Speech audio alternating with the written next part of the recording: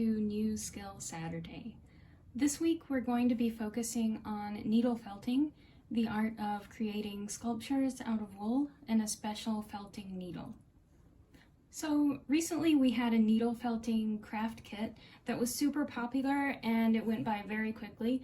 So for those of you who were lucky enough to snag one, this video is meant to be more of a deeper dive into the needle felting hobby. So for those of you who have felted your peep and might want to know where to go next for materials and inspiration, this is for you. If you didn't get a kit but are interested in needle felting in general, this video is for you as well. So first of all, if you've not yet gone through the tutorial, or if you're not familiar with Creative Bug, it's where the tutorial for the PEEP project is located. And it's also the source for a ton of great tutorials for everything creative, and you can access it with your library card and your PIN number. I'll show you how to access it now. First, head to our website, elmhurstpubliclibrary.org. Under the Create tab, click Online Creative Bug Classes. Then simply log in with your library card number and your PIN.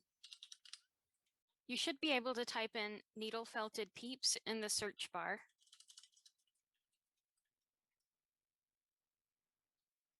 And begin the tutorial by clicking on it, clicking chapters, and viewing the video tutorials in order.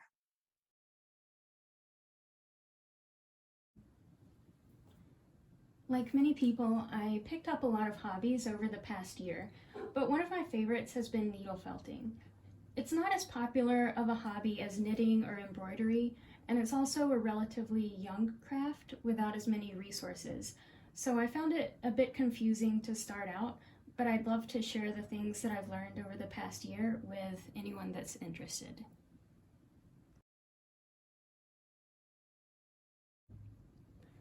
I like needle felting because the materials are simple. Really all you need is wool, a felting needle, and a surface to felt on. You may have some other things around your house that are great for felting as well. This is just a dog brush that I picked up at a pet store, but I love using them for blending wool together. So I've just laid down strips of fiber on the dog brush. I kind of hold it with my thumb down at the bottom and pull up to blend the wool by hand. I actually finished a blend here with this darker blue wool and this seafoam green color. So that made a good midpoint between these two colors. So if you're just starting out and you don't have a lot of colors, blending is an option. Pipe cleaners are also a great armature wire for larger pieces, and you can also make very thin limbs with this. So if you're felting an animal, consider using a pipe cleaner for the base.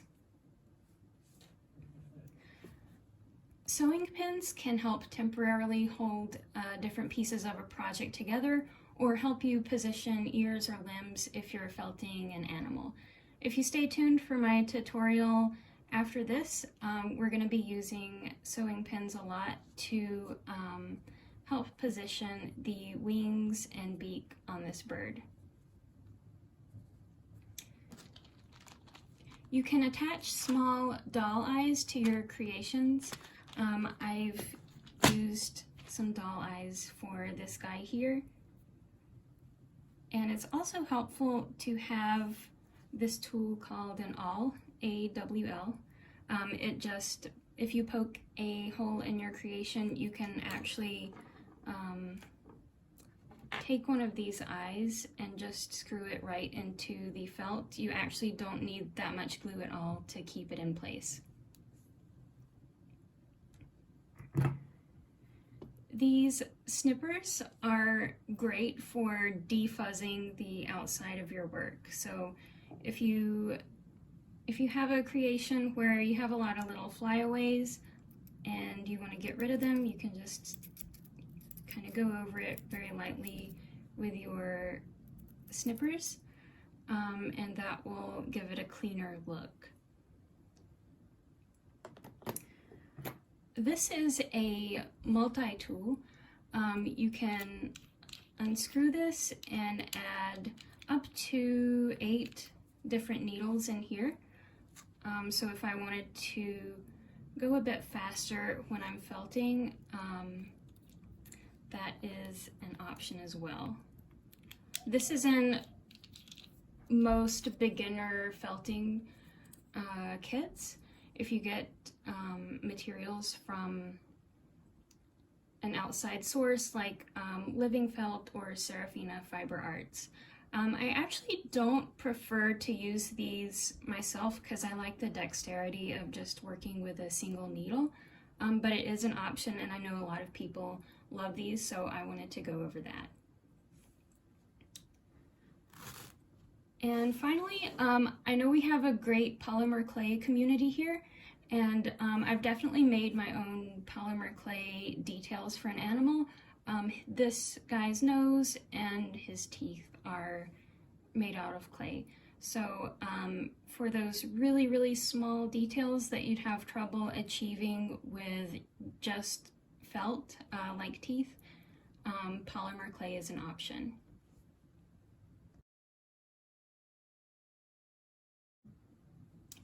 Like I said earlier about felting not being a very popular hobby in the US, it's kind of hard to get good quality wool locally that is also intended for felting. I would avoid places like Hobby Lobby or Amazon because the wool from there, if you can find it in the first place, is very low quality or comes in very small quantities.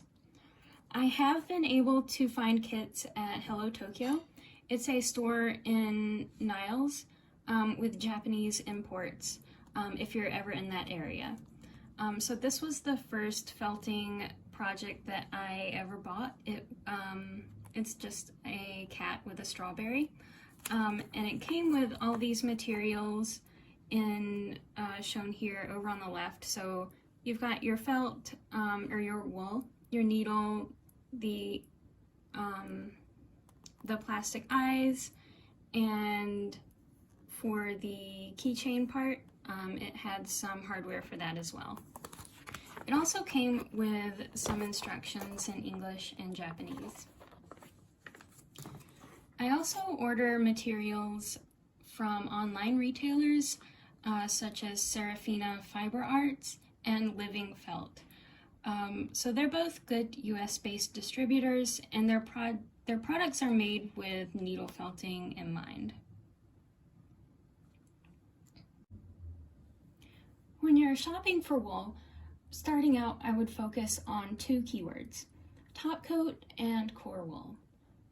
Core wool is a cheaper wool and it comes in larger quantities. It's meant to be a core or base for your projects, especially if you're making something larger than 3 inches. It's very sculptural and it holds its form well. Now, core wool is a clean and washed product, but it does sometimes contain certain bits of straw from the animal's coat. I don't know if you can see there. We've got just a couple of pieces of straw. You can pick them out as they come up or leave it. It is clean. Top coat comes in a variety of colors, and it often comes like this in long strips of fiber. I recommend getting a top coat sampler with a lot of different colors if you're just starting out and building your wool collection. One thing I would not recommend for a beginner as far as needle felting goes is pure merino wool. This is just my opinion and experience as someone who was a beginner not too long ago. It is super soft and it feels great, but it takes a long time to work down, and it's also not as forgiving. So for this guy, I did use that merino gray for his ears. I did eventually achieve somewhat of a smooth surface, but you can still see the needle holes in that. And it did take me quite a while to get it to this shape. So I would say probably 3 or 4 times the time spent if I had made it with just a regular Corriedale or Romney top coat.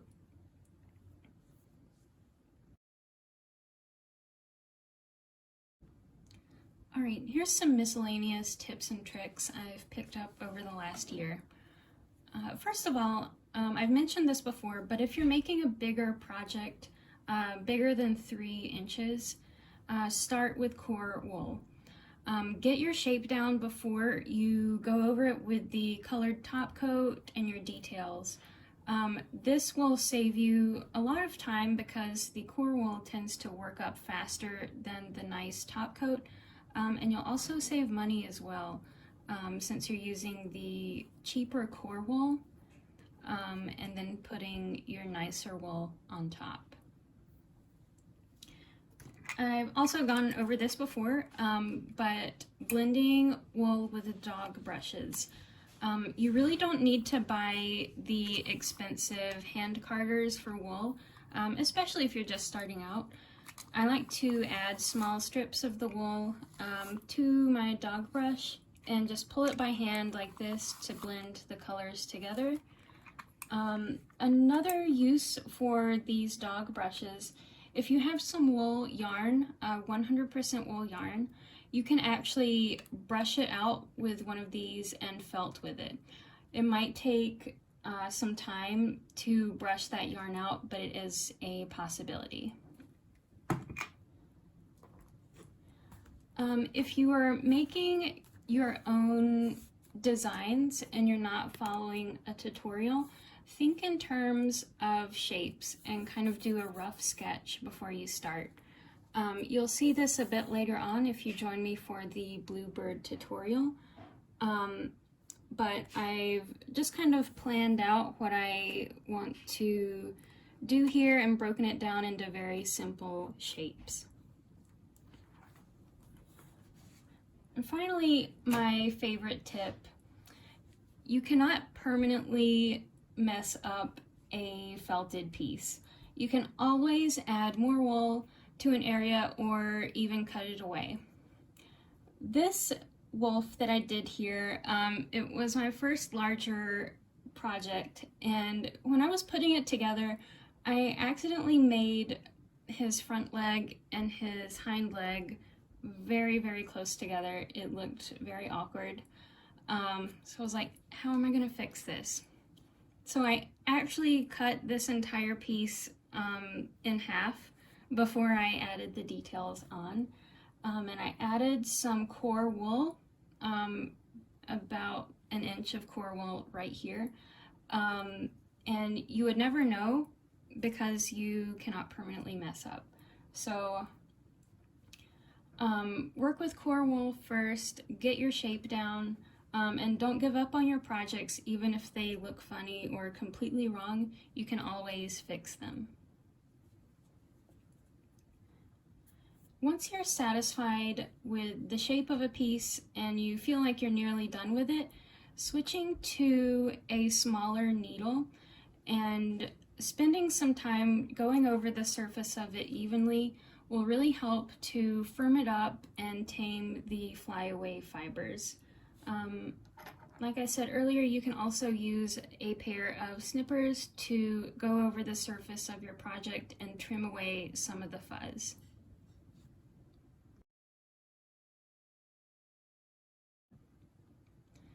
Since we are working with needles, I have to bring up the safety aspect of this. These needles are pretty flimsy and thin, and you may have broken one of them already. I definitely broke one of my needles within the first 10 minutes of felting, so don't feel bad if you've broken a needle. One way to avoid breaking them, however, is to not do anything that's not just an in and out motion into your wool piece. They will break if you try to flex them even a little. Second of all, you will poke yourself with the needle, It's inevitable, but it's more startling than actually painful. As long as you keep your hands clean and never felt something in your hand with your fingers behind the piece, you should stay safe.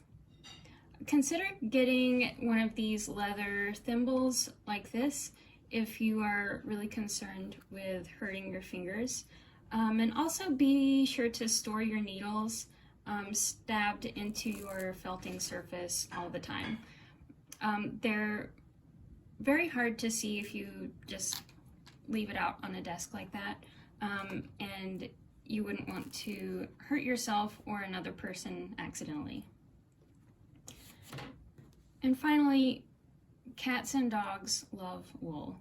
Since it is a natural product, it's usually from a sheep, there is a scent on it that they like, and they will take it and even tear it up.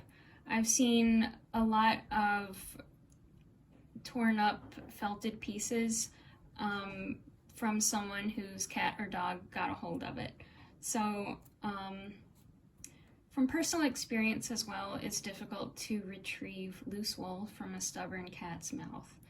So don't leave your wool unattended if you've got a pet, and don't leave any of your creations that you're proud of at a place that an animal can get to it. Thank you for joining me, and stay tuned if you'd like to see how to create a small bluebird.